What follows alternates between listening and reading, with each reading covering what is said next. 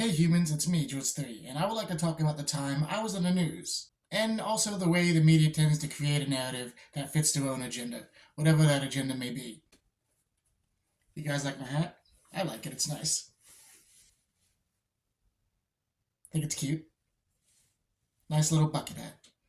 Anyway, on with the video. Okay, so back a few months ago, several people decided to rob various 7-Eleven stores around the area for very small amounts of cash, I might add, including mine, which led to me being on the news. And, well, I would like to talk about it because it's something I would like to share. But speaking of sharing, don't forget to hit that like button, hit that subscribe button, hit the notification bell so you get notified next time I upload a video. Share this video, maybe check out my Patreon where you can subscribe to me for as little as $1 a month, and you get to see behind the scenes footage of me on the news. My coworker decided to record me as I was being interviewed, and that's going to be what's on my Patreon, as well as this video. So you should check it out. But anyway, enough about that. That's not important. But first, I would like to talk about something interesting, something that I've noticed throughout the years, dealing with the media. The media likes to manipulate footage in order to fit their agenda. The media likes to manipulate footage to fit their own narrative. And I've always believed that, but I never really assumed that it would be in cases for minuscule things like, well, this. I mean, it's not that minuscule, but you guys get what I mean. But let me explain to you what I'm talking about with the whole media and their narratives. The spread of misinformation by many news organizations is kind of prevalent. It's been around for a while, and it's just getting higher and higher and higher, especially with all the shit going on recently. Many of these news organizations usually involve the deliberate distortion of facts and selective reporting to pretty much craft a narrative that furthers their agenda, basically, like I said before, whatever it may be, which could potentially be leading to a skewed public perception of events and issues, such as the news report featuring me. So, before I show you the news report in full, let me tell you about what happened with that robbery I mentioned, the reason why I was on the news to begin with. So several stores in a large area were robbed by 3 individuals, like I said at the beginning. Nobody was seriously injured, not that I'm aware of, but maybe some people rustled up, I'm not sure. And unfortunately, the store I work at was one of those unlucky stores. Thankfully, during the robbery, nobody was hurt. I wasn't working, so I was safe. I wasn't working during the robbery, since I had off that time. It was at night, and I don't work nights much. My coworker was working, and, well, not only did the store get robbed, but he got robbed, and so did another customer. They got robbed of their cell phone, so they had to get new ones. Ridiculous. Like, what are you going to do with the phones? Sell them for what? 5, 10, 20 bucks? Nothing. Chump change. I can't remember exactly how much they took from the store. They took enough to make you go, 2 months pay. It wasn't huge, wasn't tiny, not much. Barely anything. Most stores don't even have anything.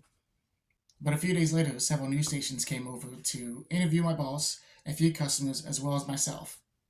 Unfortunately, because I was not prepared at all. Like, in any way. Nobody told me anything. My boss, he was super prepared. But me? No, I wasn't prepared. Neither was my other coworker. He was too camera shy to be on camera. And I'm like, okay. I wish I had my hat that says I'm a YouTuber, but I have no idea what that is. I have no idea if I threw it out or not because it was old, or I can't remember if it was lost when we threw stuff away in the fire or not. But when you see the video, you're going to be like, yeah, you did not look like you were prepared at all. But that's not important. And also, that day was hot. I wasn't prepared. I was working the entire time. It was hot. It was hot inside the store. Here's the clip. They're very shaken up. We spoke to an employee at the 7-Eleven who spoke to us about it. They pointed their guns and told me to open the money in the register and everything like that. Threatened me to not say anything, and then, ran off. I'm still a little traumatized by it. It doesn't make me feel really safe, because who knows when they could come in right now. I have no idea, and that's concerning. So when I was interviewed, I was asked by the news reporter about my thoughts on the situation, and I explained to them about how it's scary, that this is something that normally doesn't happen around here, and it makes people around here feel unsafe and afraid, including myself. I kind of froze a little bit here and there, but that's not important. When he asked me if I had any more thoughts about, what happened, I told him about the situation that happened a few years ago that involved me, when the store was robbed when I was working. And the reporter's ears perked up and his eyes lit up, and he asked me about my experience. And anxiously and freezingly, 3 guys came in with masks, and this was before COVID, so this was frightening already. And one of the guys pulled a gun to my back, and just thinking about it now is... But he forced me over to the register and told me to get the money out of the fucking register and hurry the fuck up. Sorry for the fucking language. And also the safe. I couldn't access the safe, but I gave him the money in the register. I did say something sarcastic at the time. I can't remember exactly what it was, but I do know that I found it funny. Getting shot, though, funny? Not so much, but that's not important. But I didn't say that part to the news reporter.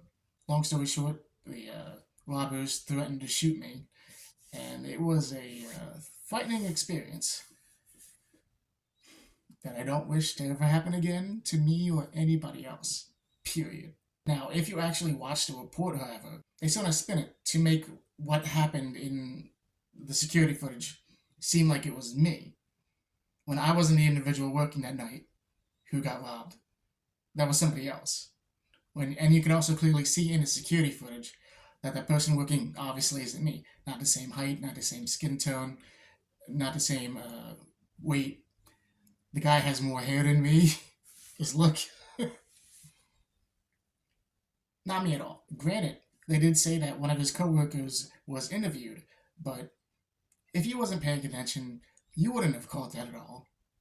I didn't catch it when I first heard it. I caught that on my 4th viewing. Why did I view it 4 times? That's my reasons. But other people also were asking me about this. Some of my coworkers were like, hey, how come the news report made it seem like you were, the one robbed when you weren't? I'm like, I have no idea. Because they didn't get it either.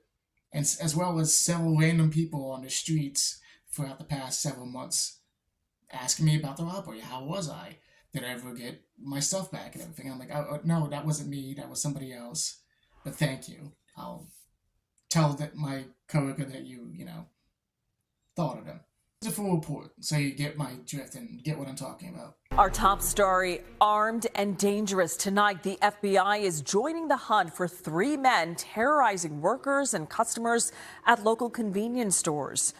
Good evening, and thank you for joining us for NBC 10 News at 11. I'm Jacqueline London. And I'm Fred Shropshire. This group of thieves has been working quickly. 5 armed robberies in 3 counties over the last 10 days, and all at 7-Eleven stores. NBC 10's Johnny Archer is joining us live from one of the stores that was hit. Johnny. Yeah, Jackie, we're at the 7-Eleven in and the FBI says that these suspects have been targeting these stores anywhere between midnight and 2 a.m. They say there's typically 3 suspects involved. One will watch the door while the other 2 go inside and rob the store at gunpoint. The FBI and local police are looking for these 3 armed suspects who police say are connected to several robberies at 7-Elevens across the city. This surveillance video shows 3 masked suspects dressed in all black, purple gloves and armed with guns along West Eagle Road. The FBI says that robbery happened on July 22nd along with another robbery. Then on July 27th, the 7-Eleven was robbed, and 2 more robberies on July 30th in Montgomery County and Upper Southampton Township in Bucks County. They're very shaken up. We spoke to an employee at the 7-Eleven who spoke to us about his coworker getting robbed. This video from their store shows the suspects with their guns drawn as they took money from the register.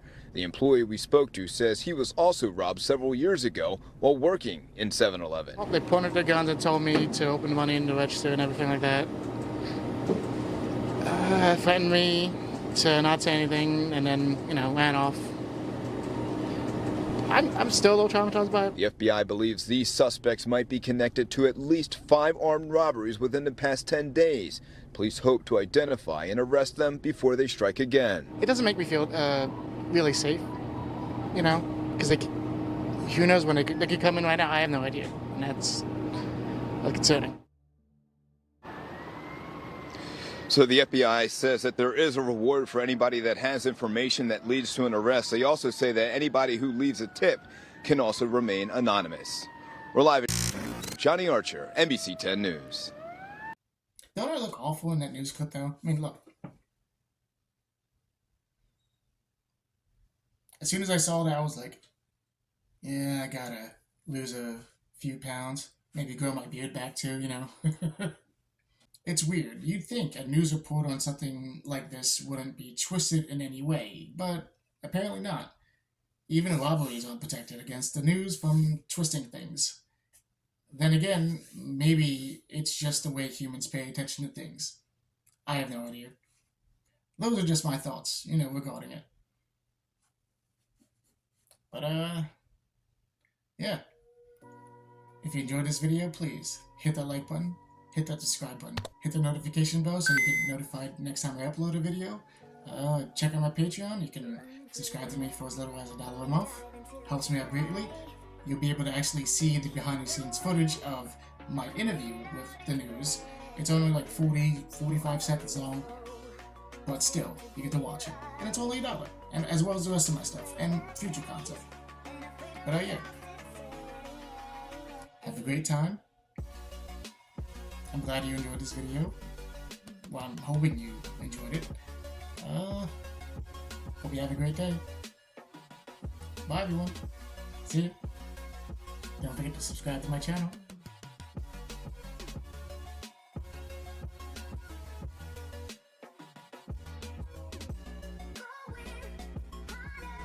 So, I wanted to say thank you all for watching. I appreciate every single person who viewed this video. Thank you. If you have any comments or thoughts, leave them be in the comment section. Tell me your thoughts in the comment section, please. I read every single one of them. If you're not already subscribed, please hit that subscribe button. Hit that notification bell so you get notified when I upload next. And yeah, have a great day.